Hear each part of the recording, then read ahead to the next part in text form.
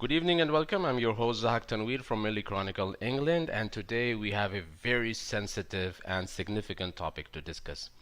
Our topic is about the rise of Khalistani movement and Islamism in the United Kingdom. It's extremely important that we talk about this topic and comprehend its implications because we have noticed a surge in the number of people who support these movements over the past few years. For those who don't know who Khalistanis are and what they do, here is a quick info about them.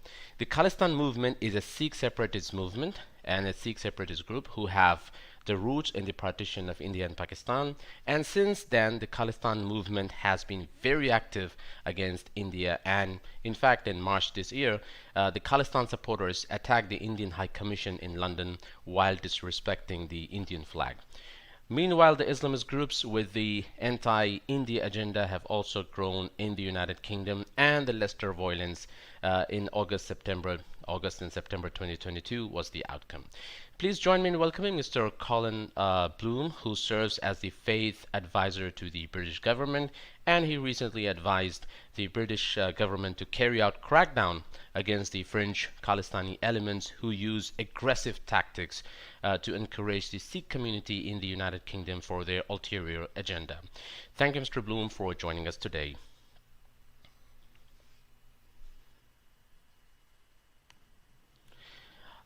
Let's start by discussing about your recent report.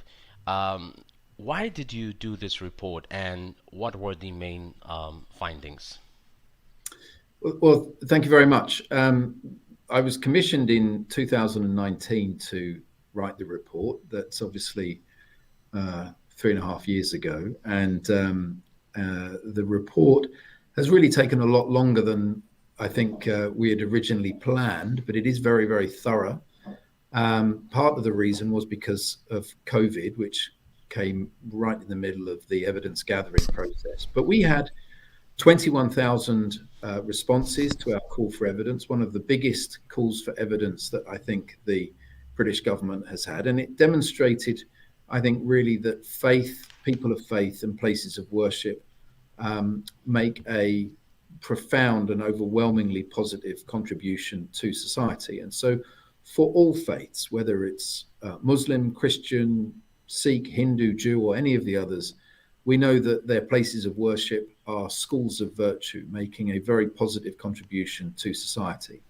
So the report is 160 odd pages long. It's 65,000 words. And I make 22 very clear recommendations to government, everything from improving faith literacy to dealing with some of the challenges around faith-based extremism or coercion or forced marriage and other issues like that. So the report is available on the government website. I'd encourage your viewers to download it and have a read of it.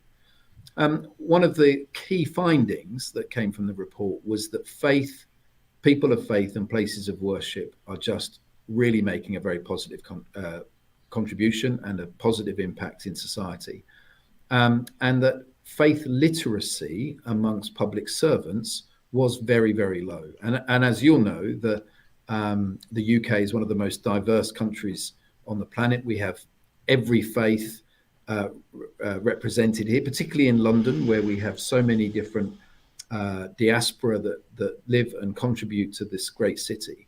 And if that is the case, which it is, then it's important that government and other public services, whether that's the police, whether that's the health service, understand the different faith groups and understand the people that they're providing services for. So faith literacy was a very, very big area, and I make a clear recommendation that all public servants should have faith literacy training so that they are able to be more efficient and more effective in the delivery of their public services. Thank you so much. That's really interesting to know about your work, your findings, and I hope this is very beneficial as well. But I have a question related to your findings. What is the modus operandi of the Islamist leftists and the Khalistani, the supporters of UK, to create this ground impact in India? Well, I mean that was a narrow part of the report, but I know that it has been it has been of great interest to many people, particularly people with a with a either a history or a legacy in India. And I've done a few media interviews with Indian TV. The issue, as you said in your introduction, with if we just take the issue of the pro-Khalistan extremists, it's worth reminding your viewers, and I say this very clearly in the report, that the vast majority of British Sikhs are amongst the very best we have in the United Kingdom.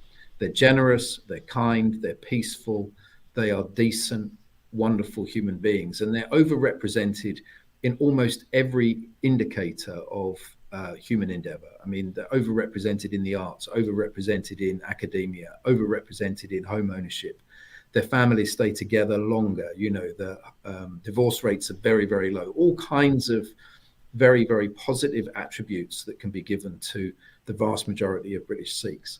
Unfortunately, there is amongst them a tiny but very vocal minority who, for their own nationalistic, ethno-nationalistic agenda, want to create an independent Sikh homeland in the Punjab area of India, and they will raise money and they will, they will promote their views here in the UK. Now, so far so good. We live in a free country. People are free to believe whatever they want to do. They're free to campaign for it. They're free to raise money. They're free to, but they have to be peaceful and they have to be tolerant of others. And the challenge that I think we found in the evidence gathering and the people who provided us with evidence and came forward and sometimes they wanted to remain anonymous for fear of reprisals, were saying that for many of the pro-Khalistan people who are in favor of Khalistan, they became extremist in their behavior. So they became very violent, they became very oppressive, coercive, and caused many, many problems. I even had one parliamentarian in tears as they were giving evidence, saying to me that they had felt threatened for many, many years by the coercive and abusive behavior of some of these pro-Khalistan extremists. And let's not forget that that there are at least two pro-Khalistan organizations that are proscribed as terrorist organizations around the world. One is called Baba Khalsa, the other one is the ISYF. The Baba Khalsa is still proscribed here in the UK. The ISYF was deproscribed in 2016, but nevertheless, membership of a proscribed organization is still a criminal offense. And so we have people, working and behaving in the UK from the pro-Khalistan extremist fringe, who still claim that they support these organizations and revere them in some way. So it would be, I think, unwise of anybody to say that this isn't a problem, and it's certainly not going away. And I'll just summarize by saying, or end by saying, that I'm very pleased that the British government in the last few years, since I've been raising this as an issue, have been taking steps to address some of the challenges that these pro-Khalistan extremists are bringing. You have made a really interesting point here that the majority of the Sikh community do not stand with the Khalistani movement, and in fact, I believe that the same case with the Muslim community, they don't stand with the Islamists.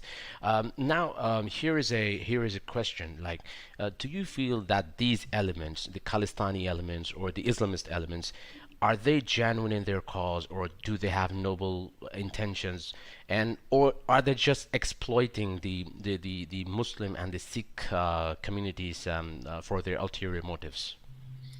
There was certainly some evidence to say that that there were some elements within the British Sikh community who were very anti-Islamic and were were creating problems, saying that Muslim men were trying to take Sikh girls, and there was some evidence, and that's in the report as well. Again, I would stress this is a tiny minority of what is otherwise a very, very decent and peace-loving community. But there is some challenges within some. Now, they're not necessarily the same as the pro-Khalistani extremists. These are perhaps a different group, and maybe there's some overlap. But for the most part, they remain hostile to. I'm talking about the extremists now, not mainstream Sikhs. They remain hostile to Hindus. They remain hostile to Muslims, and they remain. In some parts, I mean, some of the abuse I've had recently on Twitter and elsewhere, has been fairly unpleasant. But don't worry, I'm a big boy. I can cope with it. But I think for some people, it is, it becomes a bit of a challenge. As far as the British Muslim community are concerned, I would echo what I said about the British Sikh community. The vast majority of British Muslims are incredibly peaceful, incredibly generous, incredibly kind, decent, warm, friendly people, and they are just as disgusted by Islamist and terrorist activities or extremist activities done by Islamists as a Christian would be by what Anders Breivik did in Norway, 10 or 11 years ago. They remain as horrified by these things as any decent human being would be. And I make the point in my report that the vast majority of victims of faith-based extremism are people from that faith. So the vast majority of Islamist victims are Muslims. The vast majority of Sikh extremist behavior are Sikhs. And one of my recommendations is that, government really kind of, as part of its faith literacy, understands that a bit more. It would just help them work with the British Muslim community, the British Sikh community, I think rather better. That's true. That's very true. Since you have mentioned that this is a tiny minority, okay, so my question is, how does this tiny minority manage the funds, or how are they managing these things financially to carry out their agenda at a very broad level? Well, I don't know the exact answer to that question. I would suggest that, particularly with the Sikh community, that as I hope the British government will investigate further, that following the money may be part of the work that they need to do. I suspect that where we have other areas of faith-based extremism, particularly with Islamist extremism, they're probably, that's a very well-trodden path. They've probably been down many times in the last 20 years. They need to do the same with the pro-Khalistani extremists and other faith-based extremists, because clearly they are well funded, and if that money is coming from overseas, then that would be extremely concerning. But I don't know where the money's coming from. But in any event, it does need to be investigated, and I'm sure the British government will do that. So do you think that the new government of Rishi Sunak will be implementing policies to deal with these non-state actors? Well, look, I certainly hope so. I mean, any threat to the sovereignty of the UK, our democratic institutions, anything that seeks to undermine our democratic institutions and our way of life will be investigated, regardless of who's in number 10, regardless of which party is in number 10. I think the first job of government is to protect its citizens, and I'm sure they'll be doing that. So I think I know that Prime Minister Sunak, at least his two predecessors are well aware of the report that I've written. I hope that they take on board the recommendations and implement them in full. It will take time. I'm not naive. I've been around a long time. I know that it takes a long time for the kind of recommendations I've made to become a reality, because it will require some changes to be made. but none of them are particularly expensive. None of them are particularly difficult. But if they are implemented, it will make a huge difference in how government engages with faith communities. I have a last question. I believe the viewers would like to know about this. Why do we see that India is getting hit by the Western medias? Why is the Indian government or the Indian state is always under the attack? That's a good question.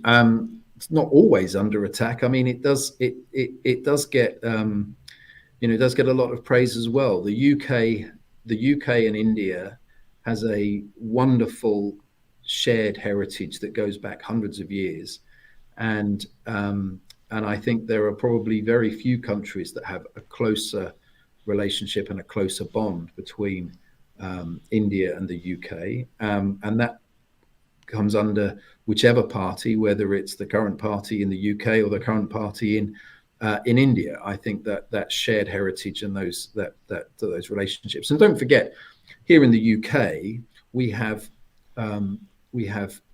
hundreds of thousands of British Indians who bring so much to the fabric of our society and contribute so much that I think of course we're going to continue to enjoy very close familial relations with our brothers and sisters in India, and then with us for many years to come. And that regardless of whether they're Muslim, whether they're Hindu, Sikh, or Christian, or have no faith at all, the relationships between Britain and India are very, very deep, and pretty much withstand anything. Thank you. That's really nice talking to you. Thank you for sharing your experience and insights on such an important topic. It's clear that we need to work together to create a safe and inclusive environment for all the communities to thrive. That's it for today's discussion. I hope our discussion shed some light on the challenges faced by the UK communities due to the rise of Islamism and Khalistani movement. Join us next time for more insightful conversations. Until then, take care, stay safe. Thank you. Thank you, Zahak.